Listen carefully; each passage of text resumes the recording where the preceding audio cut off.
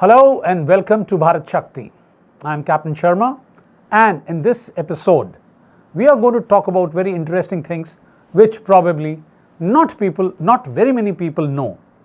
Yes, we are talking about Kargil War, 25 years of Kargil, and the role of the silent service, that is Indian Navy, during that time. Not much is known about it.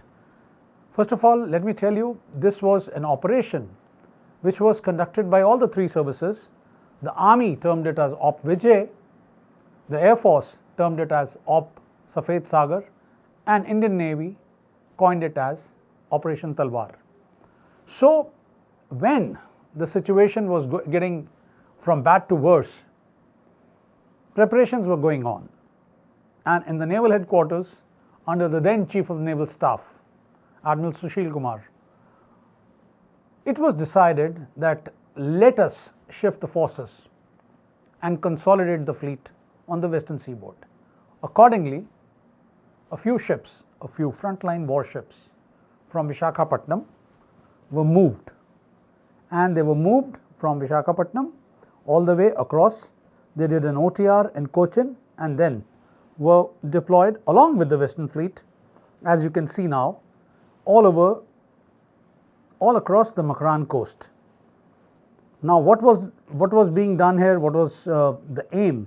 The aim was to choke the supply lines and the sea lanes of communications which were going towards Karachi, or the shipping which was coming out of Karachi. Another thing which was done was the missile boats, the smaller missile boats which were deployed, which normally are stationed in Bombay, which is their home port. They were forward deployed to Okha. Now, this is something akin to what we did in 1971. The boats were taken there, and should the balloon go up, and if there was any chance of a war being all-out war being broken out, this was to be used for carrying out the attacks. So, coming to consolidation of the fleet, that was the first step which was done by the Indian Navy. And let me tell you, it was a very kind of a localized kind of an operation which was being done by the Army and the Air Force in the icy heights of Kargil. But the Government of India, the Ministry of Defence and the Prime Minister's office had clearly told that all preparations have to be done, but no crossing of the LOC or the IB till the time the balloon goes up, and hence all the preparations were going on. Next, which I am coming to, is that since the warships, the frontline warships, were all scattered, and let me tell you, there were 13 number. There were Leanders, there were R class, there were one Delhi class, there was a flotilla of the missile boats, and then we had our offensive and defensive positioning of the submarines in both the roles. So whether it was protecting our own assets, VAs and VPs, or getting deployed for attacking the enemy should they leave harbor and become a little dangerous to us. So all this was being done. So here, when we talk about Macaran Coast, now you can see when the ships were positioned all over, they were keeping a tab on all the white shipping. All white shipping was being monitored, and at the same time the white shipping was also given a safe corridor.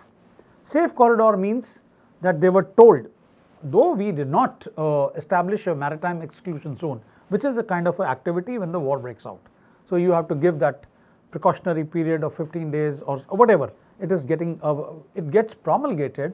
But here we were giving, since a lot of oil and petroleum products come out from the Persian Gulf or the Gulf of Aden, a lot of traffic comes out, so it was being monitored by the ships at sea, by the Indian Navy at sea, and also all the defense attaches of India which were positioned in various countries.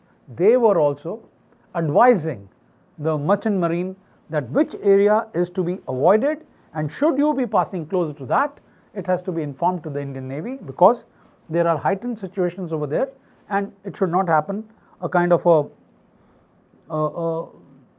it should not get attacked because of unknown identity. So this is what was happening.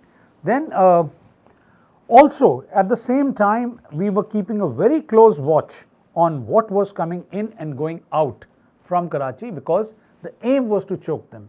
And you must have known that at one point in time, Prime Minister Nawaz Sharif had said that their oil supplies were restricted to only 6 days, and hence they were feeling the pressure of it, and how Indian Navy had seized the initiative and spread all across the Northern Arabian Sea, and were moving towards the final aim that should there be a problem, this will be also addressed by the Indian Navy silently from the seaside. Then we come to very interesting things which I am going to tell you now, which probably nobody knows. It was, now this is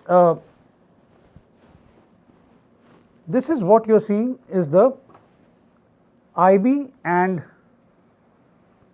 somewhere here it converts into the LOC. The Indian Navy had a squadron, fixed wing squadron, which was equipped with the latest electronic warfare equipment, which was deployed from somewhere from Gujarat, and this aircraft, they were doing all the mapping of enemy radars, the gun positions and other things, so that I have told you that this was not a war scenario, but it was short of war, because it was a localized action which was happening in Kargil, but the instructions were very clear, the rules of engagements had already been promulgated, but the balloon had not gone up. So this Doniers, during that time when all this was happening, that is, I am talking about June, July. So all these sorties used to take off, get the intelligence, come back and feed it in the grid. It used to go to the DGMO, DNO, Air Force Operations, and everything was getting updated. Similarly, another thing which not many people know is that the Indian hydrographers set up a special DGPS chain with which our artillery, our guns were positioned accurately against the enemy VAVPs and their radar positions or the guns, so that should the war break out, how it is to be attacked and how the lethality has to be maximized. So that is where nobody knows that Indian Navy hydrographers had set up the DGPS chain to set up the artillery pieces. Coming to one of the most important aspects, remember it was 1999 and we did not have secure communications. So we presume that all the information which our defense attaches, military attaches, air attaches were giving from various countries regarding the cargo and the shipping movement which was heading towards Karachi. We knew it, or we supposed and we presumed it, that it is all compromised.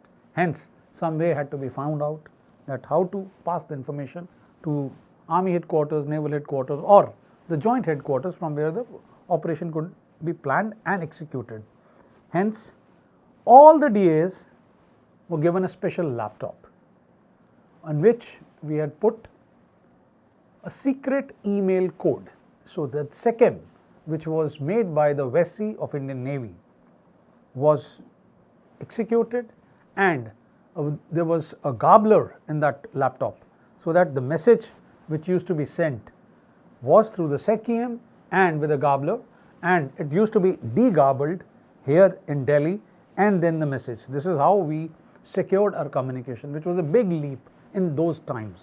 So we are talking about keeping an eye on Karachi, keeping the slocks safe. We kept the white shipping moving. We did not establish any MEZ, but we had full control. We had full control over what was happening in this part of the world, and they felt, and this was also coming out from the Lloyd's Register of Shipping, where the information was getting in that the ships do not want to go there because the insurance rates have gone very high, that there is risk in this area and the balloon might go up anytime. So the shipping was not ready to go there, and hence the aim was being achieved. That was the final aim of Indian Navy, to choke, to bring the pressure on Pakistan from a side which they never catered for. So in a nutshell, you can see that how the silent service was supporting the cause. Of course, our braves were fighting over there, the Air Force was pounding all the positions, but Indian Navy was no less in what they were doing, and we were contributing in equal measure to make sure that the common aim is achieved as soon as possible. And this was done. We seized the initiative, we choked the supply lines, we brought the pressure. The Pakistani ships could not come out, or that is, we did not see. And I was there. I was myself on board one of the frontline destroyers, which was the flagship of the Eastern Fleet. So I know it firsthand, that how ships came, how the deployments were done. And of course, when the action was happening in the icy heights of Kargil, this was also being taken care of by the Indian Navy. So this is how this operation went through, and we ultimately achieved our aim and pushed the insurgents or infiltrators back where they belonged to. Of course, we had far too many of casualties, but then they had the advantage of the heights. But should the war would have gone a step ahead, it would have brought in different kind of results, where they would have been pounced and pounded from all directions.